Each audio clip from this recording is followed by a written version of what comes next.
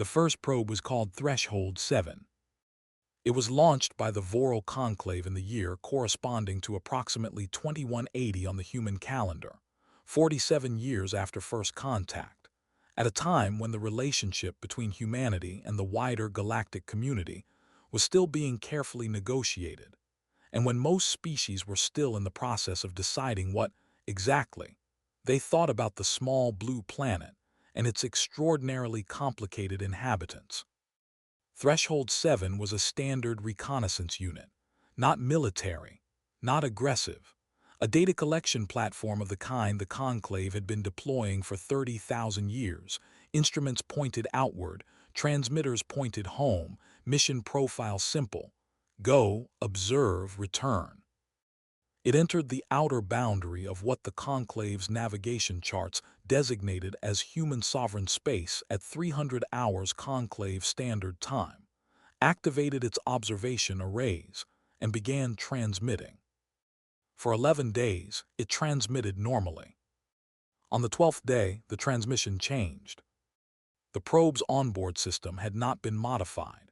No foreign code had been introduced. The probe had encountered nothing on its approach that the navigation sensors had registered as significant. And yet on day 12, the transmission package that arrived at the Conclave's Deep Space Receiving Station contained, embedded in the standard data stream, a brief addendum in a format that the probe's own systems were not designed to generate. The addendum was 7 words. In Voral Standard. It said, "Do not come here. This is a warning." The receiving station flagged it as a system anomaly and notified the mission team. The mission team spent 6 days analyzing the transmission before concluding that the addendum was not a system anomaly.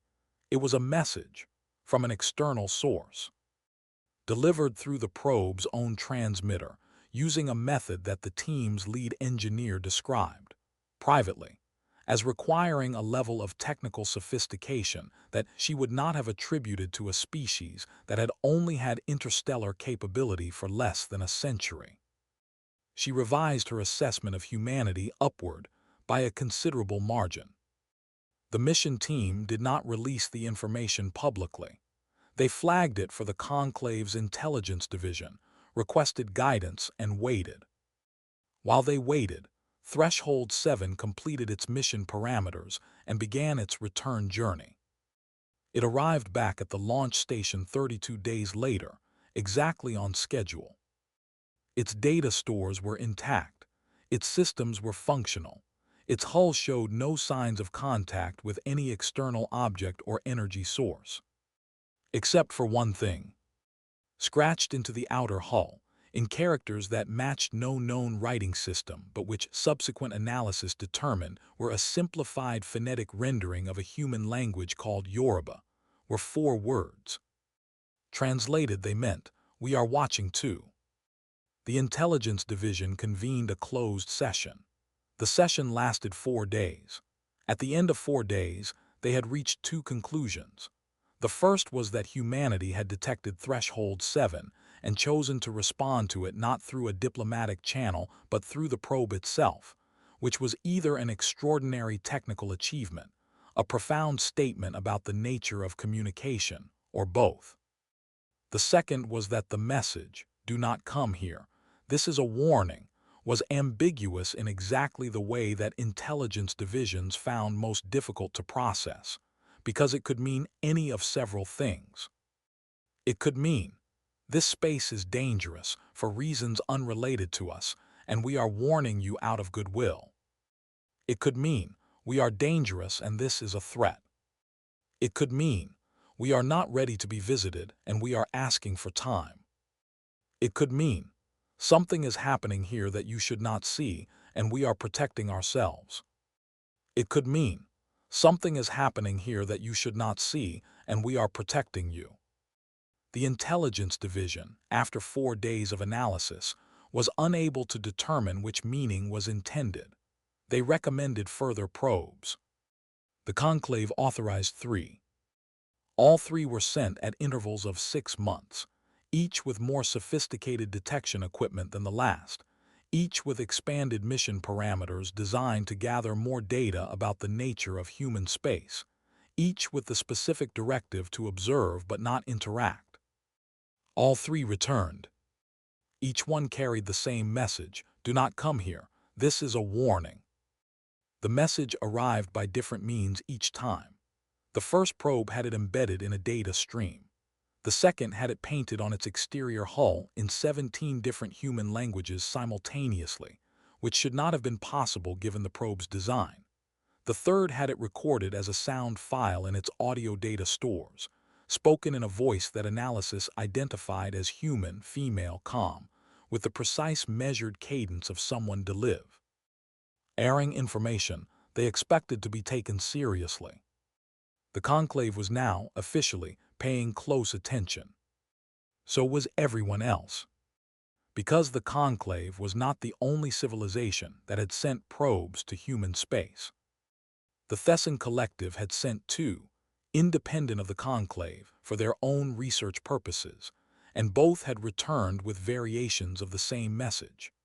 The Meridian Compact had sent one, which came back with the message carved into its data crystal storage in a material that analysis identified as a compound not found anywhere in the probe's original construction. The small and generally peaceable civilization called the Orenthi, who had been observing humanity with professional interest since the early contact period, had sent a single probe as part of a long-running research program, and had received their message delivered in the most unexpected way of all. The probe returned to its launch station. The mission team connected it to the standard debrief systems and began downloading its data.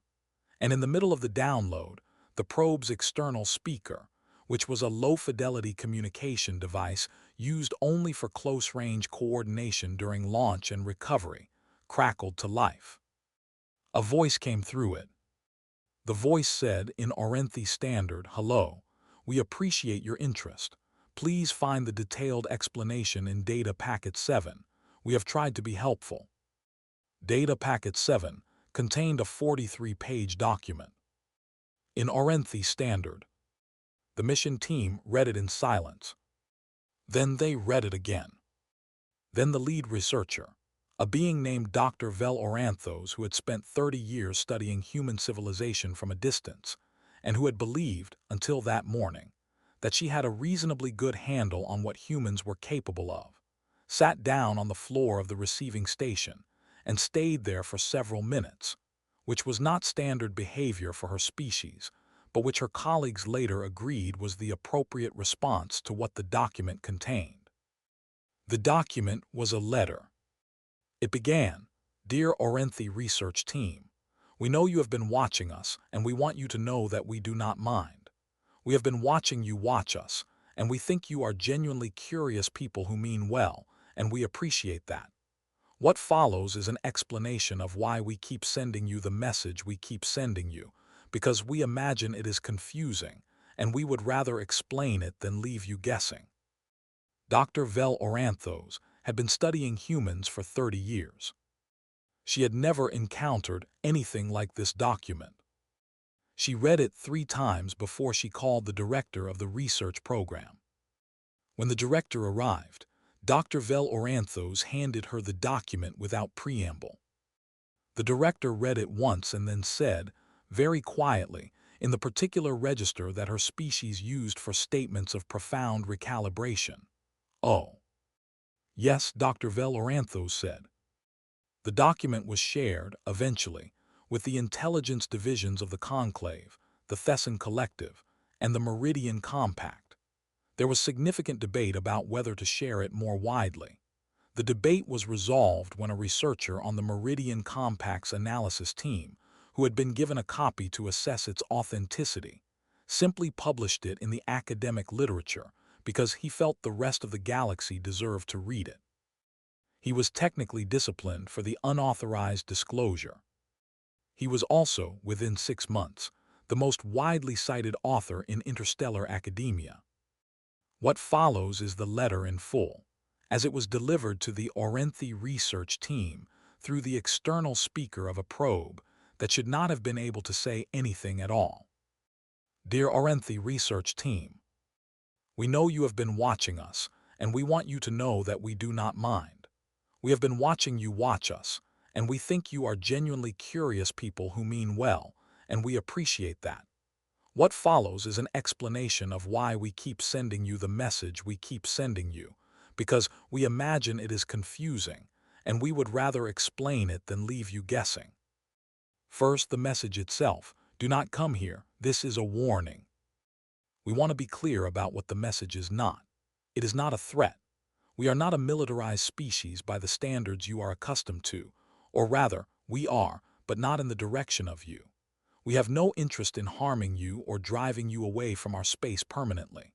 We have, in fact, considerable interest in eventually being your neighbors in a meaningful sense, sharing ideas and resources, and the particular awkward pleasure of getting to know beings very different from yourself. The message is also not a trap, though we understand why you might wonder. It is not bait designed to make you curious enough to send something larger. We are not trying to lure anything into our space for any purpose. We recognize that the repeated nature of the message across probes from multiple civilizations might suggest a coordinated effort to create intrigue, and we want to assure you that the coordination is real, but the intent is exactly what we say it is. So what is the warning about? Here is the honest answer, which is the only kind we are interested in giving. We are in the middle of something. Not a war, not a crisis in the sense you might be imagining, not a plague or a disaster or a political collapse, though we have had all of those things at various points and imagine we will again. What we are in the middle of is a change. We are in the process of becoming something, and we do not yet know what. This is not unusual for our species. We have been in the process of becoming something for as long as we have had records of ourselves, and the records suggest we were doing it before that too. We are a restless species. We build things, and then we look at what we built and decide it needs to be different. We establish systems, and then we live inside them for a generation, and discover the ways in which the systems are wrong, and then we change them, usually with significant disruption and argument and some amount of suffering. And then the new systems are also wrong in new ways, and we begin again.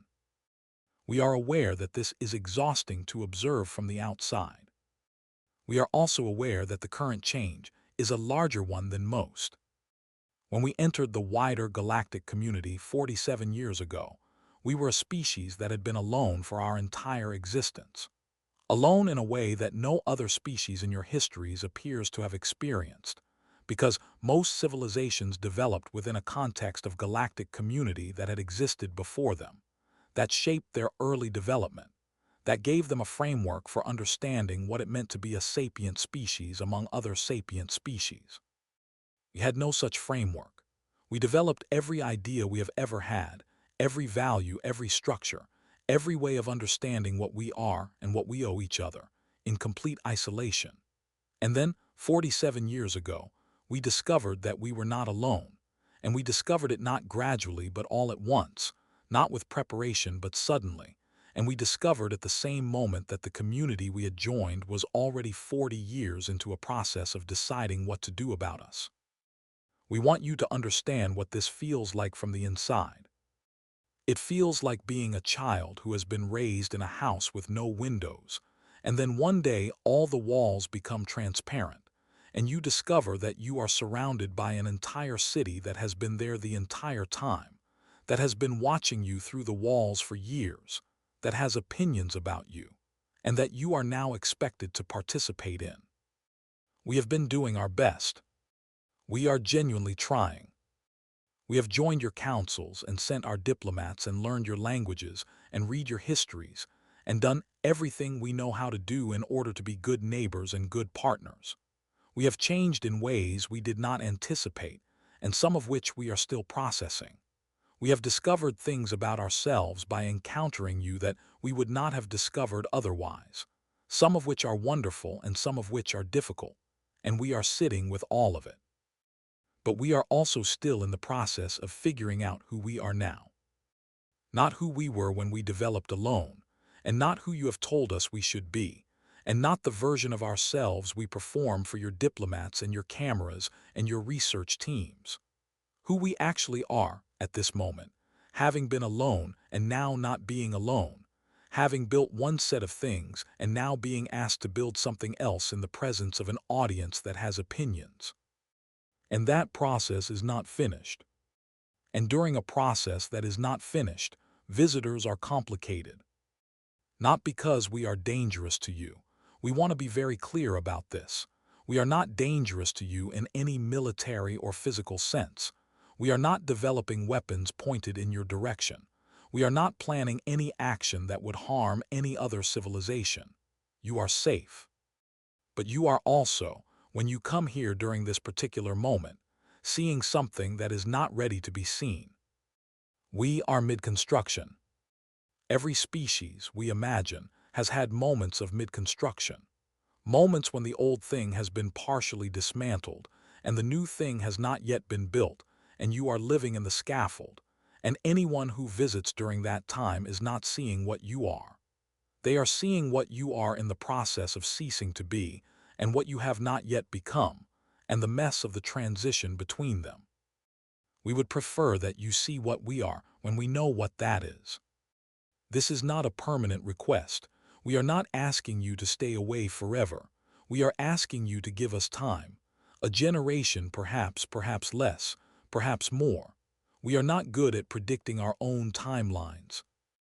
Because we are a species that consistently underestimates how complicated the things we do are going to turn out to be. What we are asking is that you trust us when we say we will tell you when we are ready. We will send a message, not through a probe, through a proper channel, through the diplomatic structures we have been building and that are not yet finished but are coming along. The message will say, "Come now, we are ready." And we will mean it. In the meantime, we know you are curious. We understand. We are also curious. We have been curious about you since before we knew you existed. The specific human experience of lying on your back in a field at night looking at the sky and feeling that something is out there and wanting desperately to know what it is and not being able to reach it. That experience is one of the oldest we have recorded, and it shaped everything we built and everything we became. You were out there. You were the answer to the question we were asking before we knew we were asking it. We are not, we want you to know, ungrateful. We are just not ready to invite you for dinner yet. But we are thinking about the menu. With genuine warmth and the specific complicated feeling of being watched by someone you look forward to knowing better someday, the humans.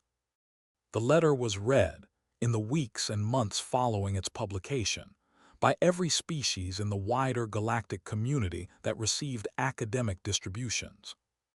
The responses were varied. The Thessan Collective's diplomatic corps read it, and then convened a formal session to discuss its implications, which concluded after 9 hours with the observation that the humans had managed, in a 43-page letter delivered through the speaker of a remote-controlled probe, to do something that most diplomatic communications twice that length failed to do, which was to make the recipient feel both informed and respected simultaneously.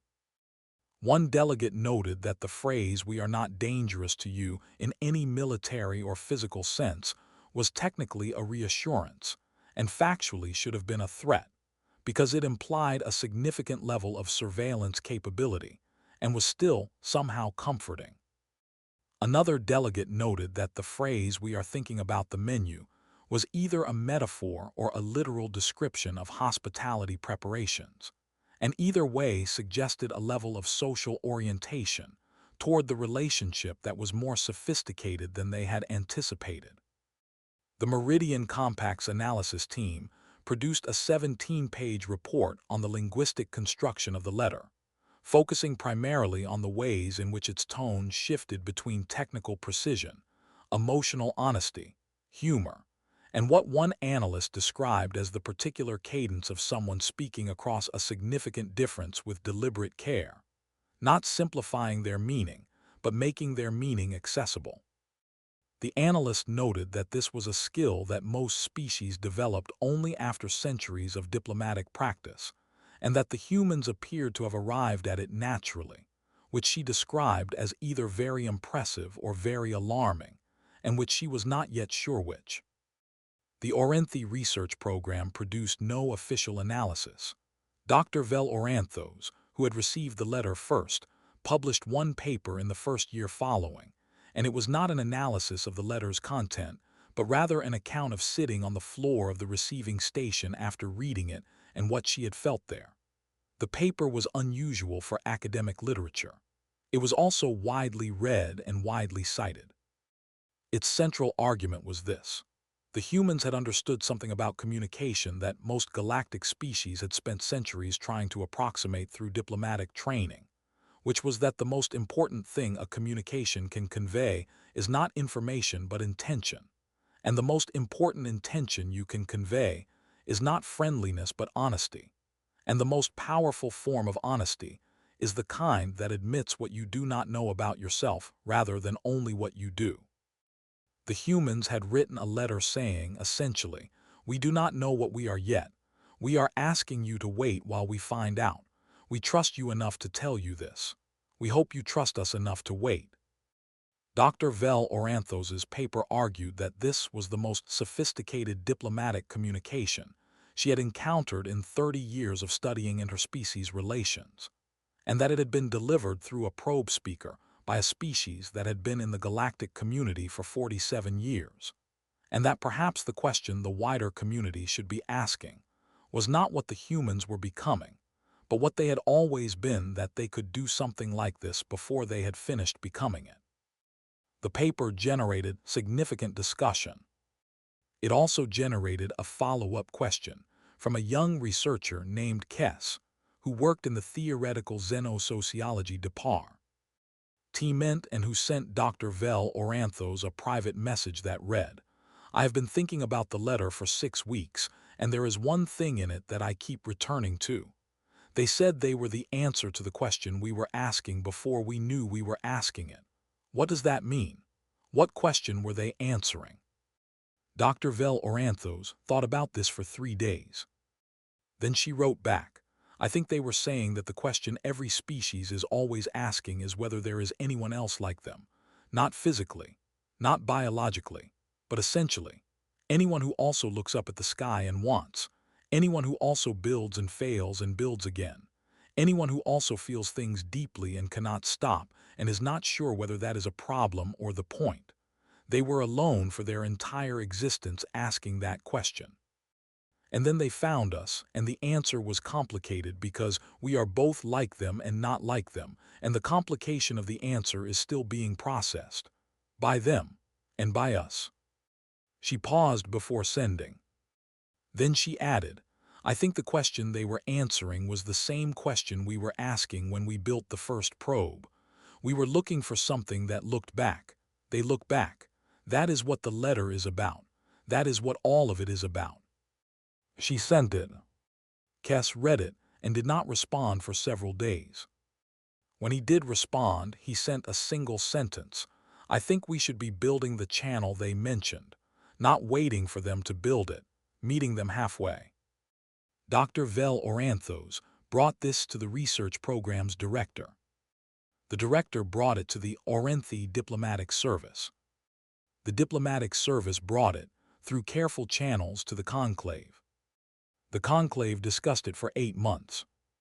At the end of 8 months, they authorized the construction of a joint communication channel, the first infrastructure specifically designed to be shared between humanity and the wider galactic community, funded by 11 civilizations, built at the boundary of human sovereign space, designed to transmit in both directions simultaneously.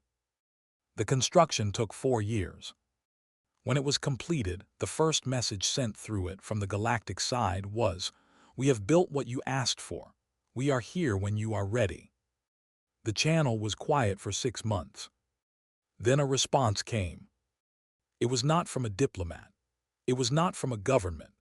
It was from a woman named Deo Adegok, who was at that time serving as a marine systems engineer on a conclave research vessel, and who had heard about the channel through a colleague, and who had, on an impulse she could not entirely explain, sent a personal message through the channel on her off-shift time.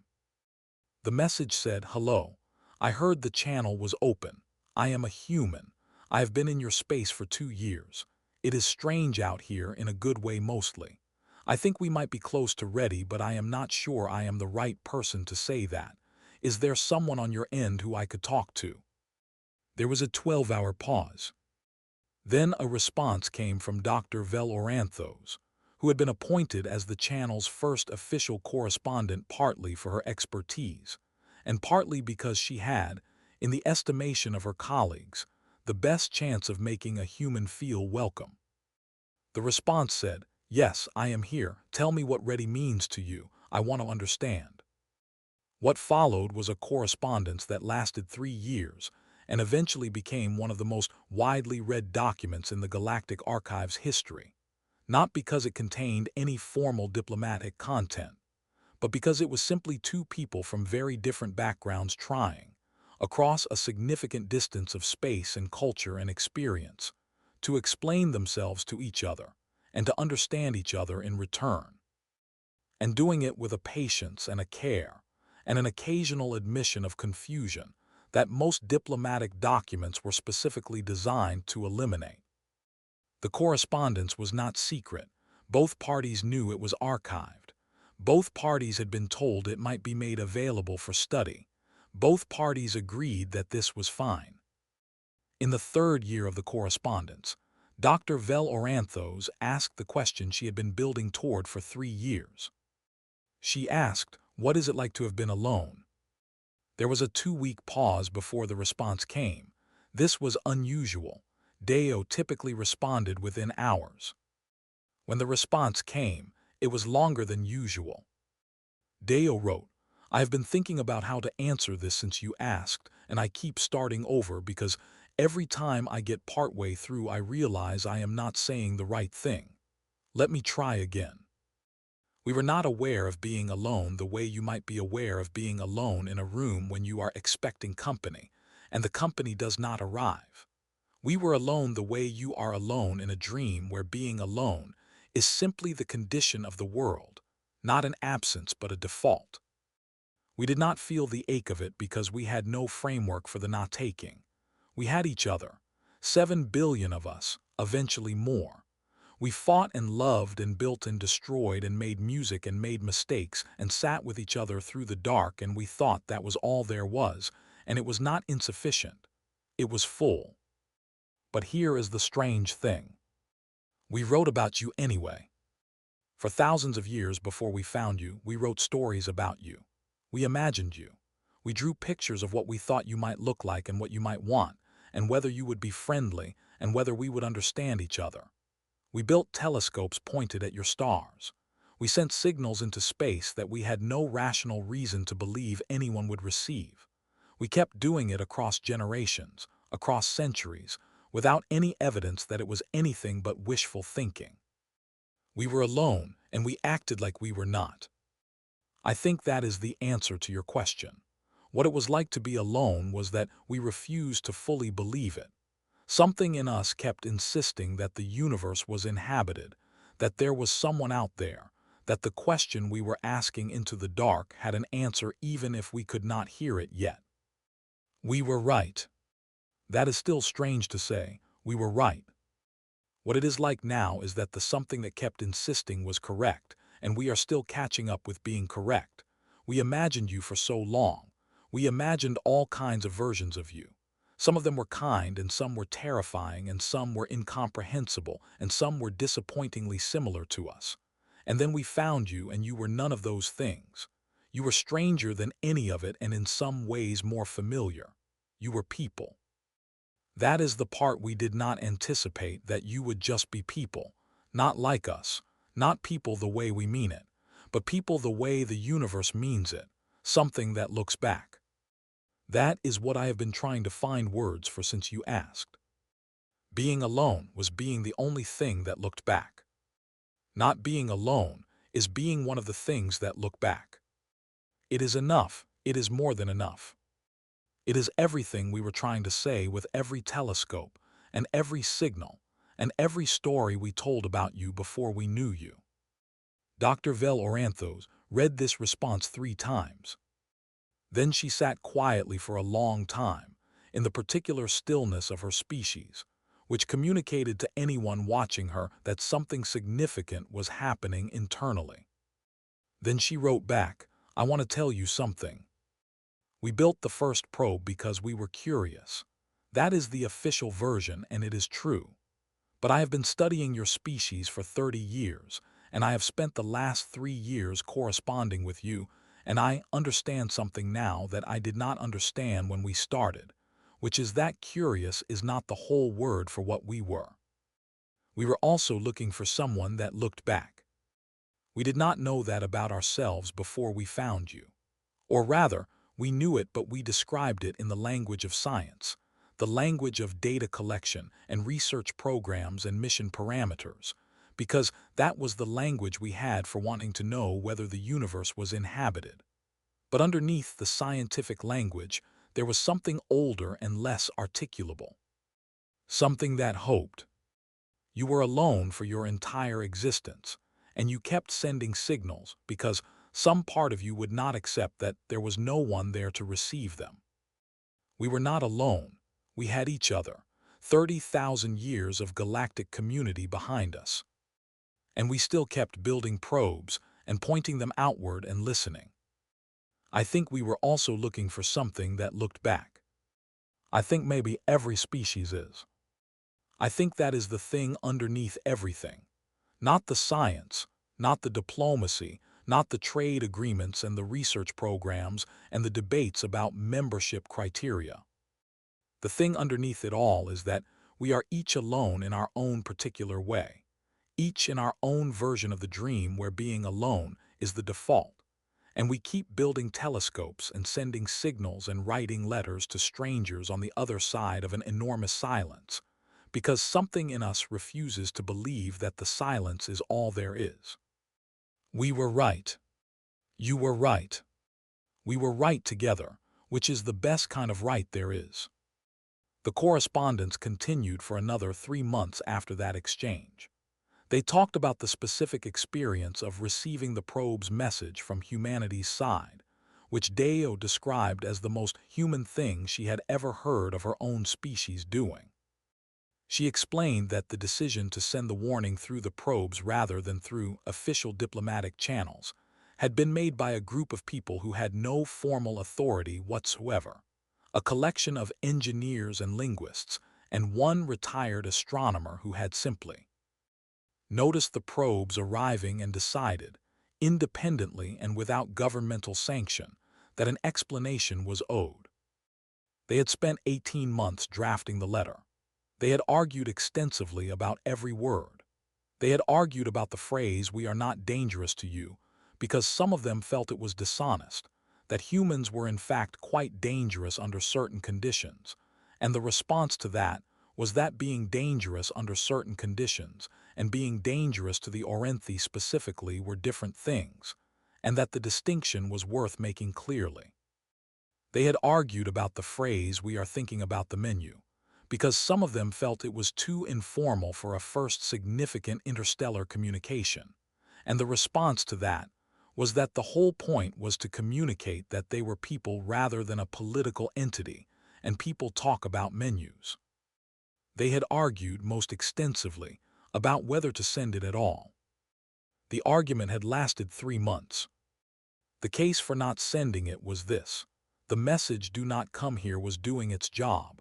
The galactic community was respecting the boundary. Sending an explanation might invite negotiation, might suggest the boundary was conditional, might open a process that would not end on human terms. The case for sending it was simpler. It was honest. And the humans were trying, in this particular period of their particular becoming, to practice being honest even when it was complicated. The honest argument won. It often did during that period. This was itself part of the change. Dr. Vel Oranthos read this account and then sat with it for a long time and then wrote, You chose honesty when protection would have been easier. And Deo wrote back, we usually do when we remember we have the choice. The hard part is remembering. The channel that had been built at the boundary of human sovereign space became, in the years following the correspondence, increasingly busy. It was not the only communication point between humanity and the wider community, but it was the one that everyone knew, the one that had a particular weight to it because of what it had been built for and what had first come through it. The message that finally came, 14 years after the channel was completed and 21 years after the first probe returned with its warning, was not dramatic. It came through the official diplomatic channel that humanity had been building for 2 decades, properly formatted, properly signed, properly transmitted through every required protocol. It said, we are ready. We would like to open formal discussions about expanded contact. We have enclosed a proposed framework. We look forward to hearing your thoughts. The enclosed framework was 400 pages long. The Galactic Community's Legal Analysis Division spent 8 months reviewing it. Their conclusion. It was the most carefully considered framework for first contact expansion that they had ever seen, accounting for variables that no previous species had anticipated, including a detailed section on how to handle the likely emotional responses of humans to the physical experience of being visited by beings whose appearance had no precedent in human sensory experience, and a proposed protocol for what the framework called reciprocal disorientation management, which was its term for the mutual experience of encountering something real that had previously only been imagined. The section on reciprocal disorientation management ran to 60 pages. It was, the legal division's senior analyst noted in her review, the only section of a contact framework she had ever read that addressed the emotional experience of both parties simultaneously and with equal seriousness. She recommended acceptance without modification. It was accepted. The first formal visit took place 18 months later. Dr. Vel Oranthos was part of the delegation, which she had requested, and which had been granted partly because of her 30 years of expertise, and partly because the humans had specifically asked for her by name.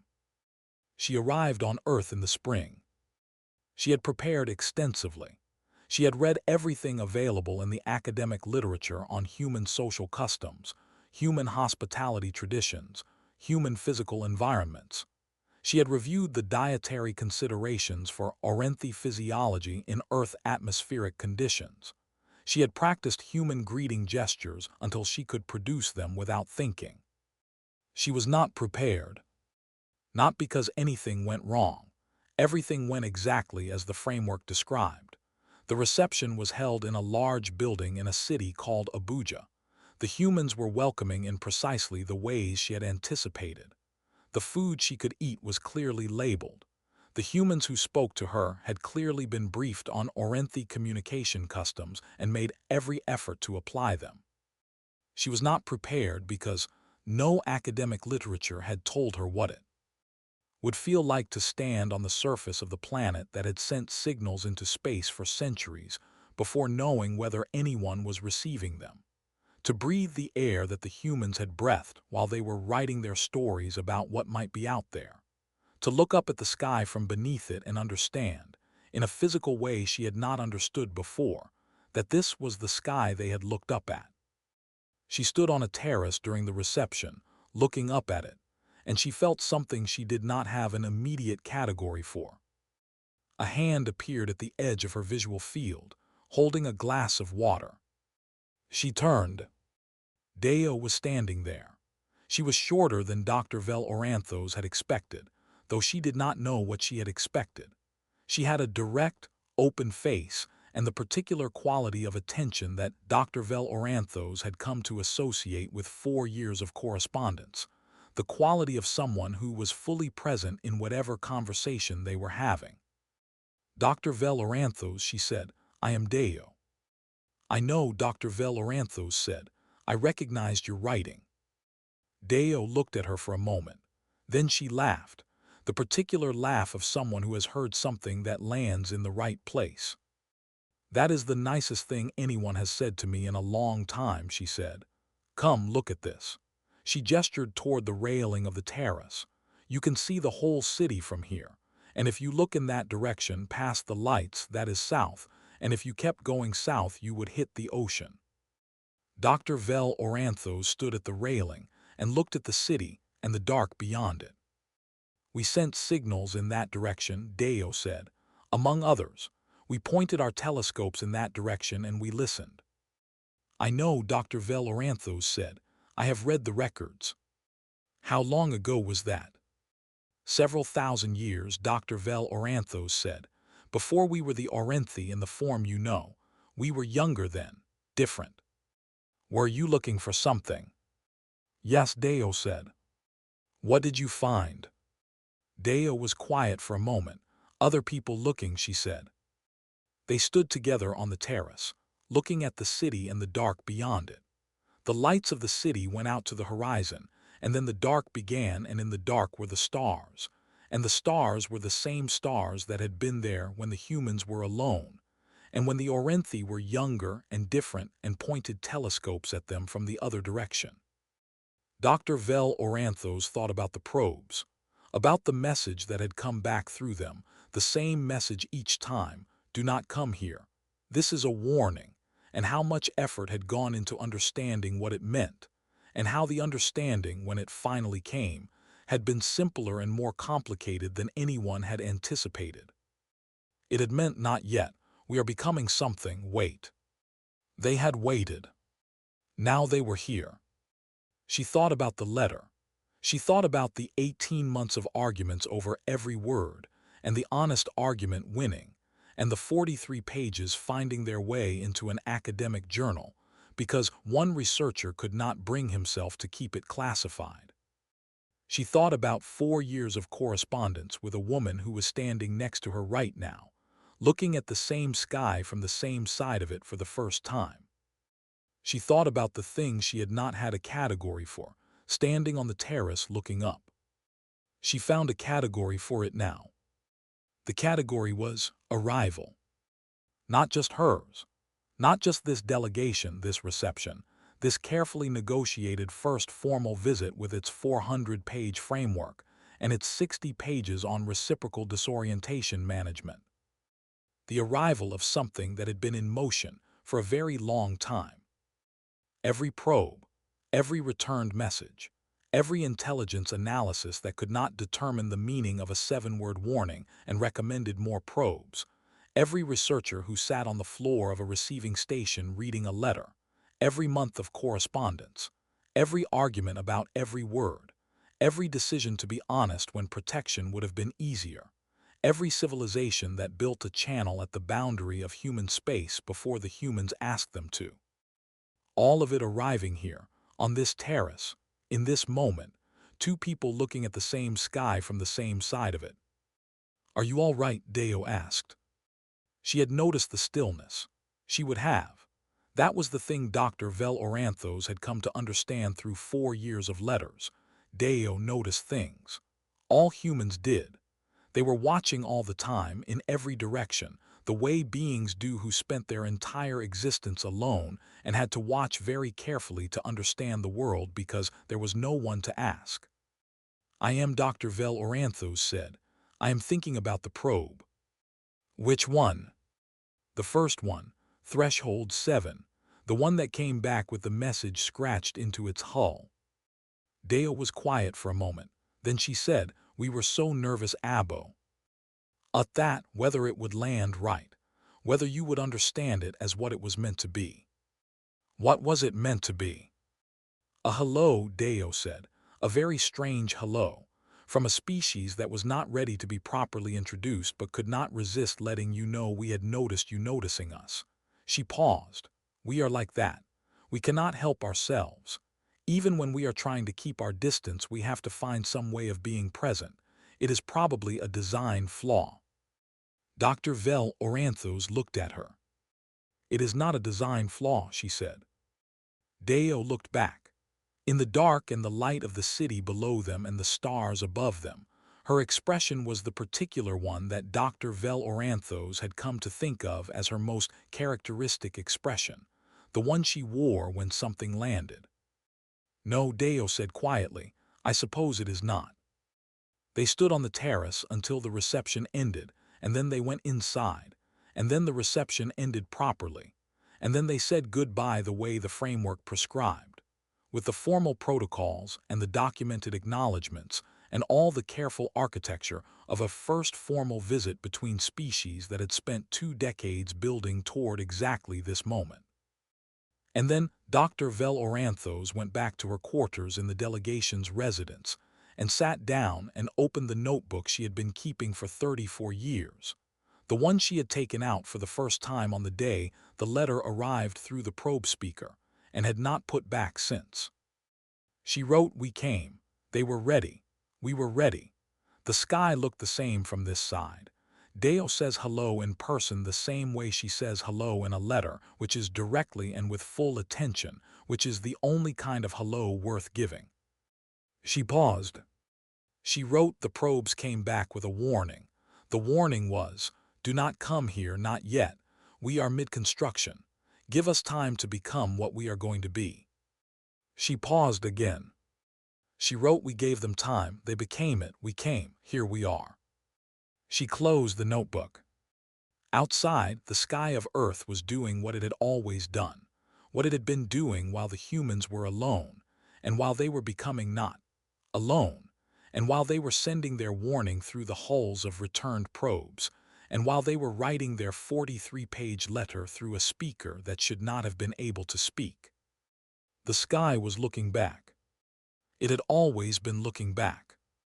That was the thing the probes had found, all of them, every one, when they entered human space and encountered the signal that sent them home with the same 7 words. Not a warning exactly. A conversation starter.